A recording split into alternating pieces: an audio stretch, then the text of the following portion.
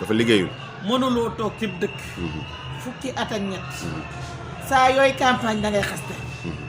ñun dañ doon xaar ci moom. xaste quoi. ñun xam nga liñ doon xaar ci moom. mooy mu defal ñu un bilan. tey nga ni Pout bi ma koy jëlee naa ko fii. waaye nag yóbbu naa ko fii. def naa fi lii. pensé ak par rapport ñoom seen di bëgg-bëgg ak nu ma demee ñun noonu la ñu demee. jërëjëf lan moo gën a ñor tey actuellement ci Pout bu nga xam ne bu ngeen toogee rek takk ci loolu ngeen di jubal defar. boo ne waa Pout léegi lu seen problème. non lii moom yow laa laaj voilà. man sama soxla kese boo ma ko waxee kon amatuma fi njariñ. non yow yaa yor kàddu Pout actuellement soxlay Pout laa fi yore. voilà mu ngoog soxlay Pout. salaamaaleykum lu seen problème dañu naan mbalit mi. ñëpp ci bopp. mais maire sortant bi jëndoon na ay oto mbalit.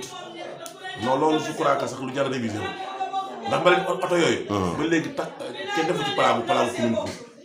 kon c'est-à-dire loo bëgg a wax foofu yow. non dama lu ñuy xoolaat la parce que loolu lu ñu vérifier la xam ne parce que oto yi commune bee ko moom. waaw te boo def ay at ba léegi amul palaabu Pout commune Pout. est-ce que luyewuñ ko woon. yaa xam. voilà fi la fekk xëy na bu fekkee ni dafay dëkkul. man li ma gën a préoccupé ci li mu fi def. mooy taf yëngal yi mu fi def. taf yëngal mooy lan. avec tout l'argent qu'on a investi à Pout. demal stade ba. parce que war nga ci boole. nga xool ni mu ñu defal suñu stade bi ñu amoon. ñu voté woon fii ay projecteurs. achat et pose. d'une valeur de 22 millions. projecteurs yi sax faf daf ko mujj rijjati kenn xamul destination projecteurs yooyu. toog ba mandat bi jeex ñu nekk mois de janvier. mu ne day tabax ci mairie bi. état civil. ak jël promenade des Poutois ba nga xam ne kenn xamul nañ fa 3 ans ngi nii chaque année ñu voté fa budget di ko fa dugal. ba tey fii ma lay wax àggul. soo fa demee ay karo yaa nga fa. mais il a dilapidé les fonds de cette commune là. loolu liñ koy souhaité moom mooy que Pout am na lu njukkal bu mu amal Pout nañu restituer suñu alal. da ngeen koy topp. loolu moom. nit ñi ñoo koy décider. mais xam nañ ne moom ak nu mu mën a demee. kooku je laisse la primauté au leader. mais yëpp xam nga ne ñun du ñu nekk conseil. waaw mais xanaa nag dooni ma presque 10 ans yi nga xam ne wala 13 ans yi nga xam ne moom la nekk fii yëpp amul sax point boo ni vraiment bii de def na ko muy bu baax.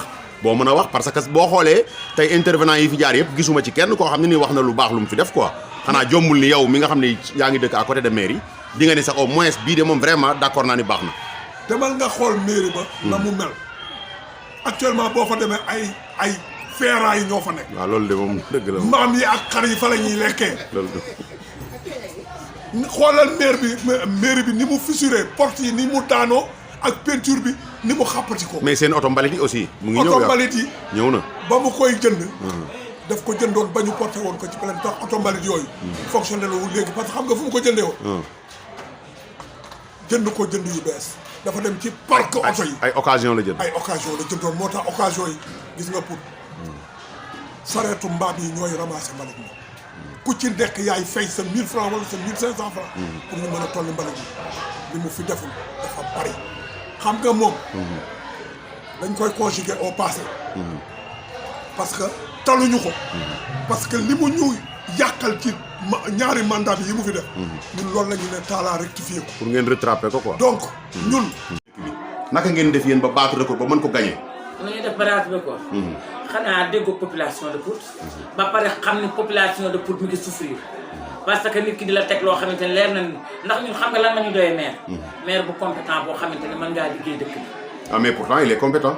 waaw il est compétent xëy na. mais pour nous. ñun ku ko raw boog lu ñu bëgg. nga xam nga lu ñu bëgg. ku gëm partenariat benn kenn koo xamante ni dangaa gëm askan wi ñaar kenn koo xamante ni dangay gestu askan wi. lan moo tax ngeen bàyyiwoon ko ba mu am fi ñaari mandat kon. lu tax ñu bàyyi ko. population bi waaw population Pout moo ko fal. waaye man mosuma ko woteel. bañuma ko mais mosuma ko woteel ndax ànduma ak moom politiquement. kon population bi dañoo fippu. ah fippu dafa jot. est-ce que du yéen a leen influencé pour ñu fippu. ma ne ku yóbbu influencé ku la neex. ndax moom dafa influencé woon ba jóg réew dëkk bi. ñun tamit ñu influencé ba jóg li ñu bëgg. wala déet. léegi lan ngay wax population bi ginnaaw bi ngeen gagné. li ñuy wax population bi. mooy ñu ànd tekk ak tey. te xam ne Pout. ku ko bëgg a defar. il faut nga jaar ci ay tànk xamante ne dangay def pas à pas. doo ko yàkkamti ndax li fi yàqu dafa bari Pout bu doon yaram la lépp feebar na ca ka diggu bopp ba ci yowu tànk lépp a feebar kon boog lépp a feebar te dañ ko fas yéene faj fu nekk farota bi ne danañ ko wut est-ce que am ngeen médicament yu ngeen ko fajee tamit laa ilaha illallah booba médicament dikk na bu yàgg ndax médicament yi mooy personnel bi nga xamante ni ñoom ñooy war a nank commune parce que ñun duñu liggéey ci commune bi kese de dañuy wut des personnes ressources andi leen seen xalaat duñ ko xeeb ñun ku ñu jox sa xalaat dañ lay déglu buñ la dégloo xam la ñuy jëfe waaye xam nga lu gën a bon ci àddina yaa xam lépp yaa mën a jëf lépp loolu baax mais bi ngeen di campagne naka ngeen defoon ba mën a convaincre nit ñi seen campagne ndax bilan programme bi ngeen leen doon présenté moo leen doy pour ñu voter leen wala ban stratégie ngeen tegoon rek pour mën a gagner maayinu nit ñi pour ñu mën leen voter xam nga Léma Ndiaye am na ay nitam ñu ma sopp lool ba ci mbedd mi boo génnul boo nee Léma Ndiaye ñëpp wóor Ndeye Fatma mii boo génnee ci mbedd mi boo ko tuddee ñëpp wóor Babacar Diop kenn waxatu ko Amadou Soxnaam kenn waxatu ko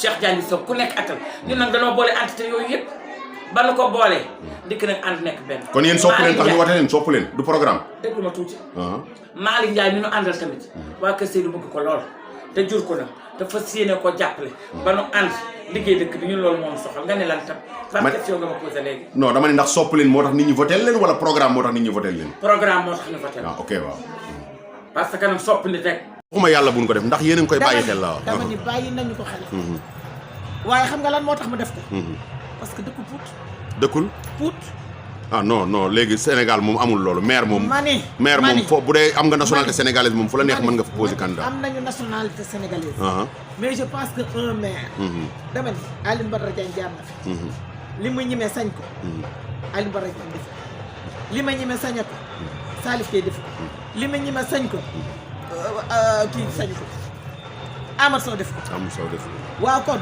su moom te nag li ko waa Pout baal ñu ko Alioune Badara Diagne baal ñu ko Salif Kay baal ñu ko c'est-à-dire kon bu ma la déggee mooy dafa xamul réalité dëkk bi dafa ñëw rek aveuglement noonu non dafa ñëw pour def lu ko neex ok dafa ñëw di def lu ko neex comprendre nga te ñu tolluwuñ foofu gis nga nit suñ la dénkee dëkk li Malick naan dañ maa yónni rek may def est-ce que xam nga lu Malick def gis nga ñun duñu ànd ak Malick pour di ko bàyyi rek lu ko neex def duñu ànd ak moom pour di ci dëgg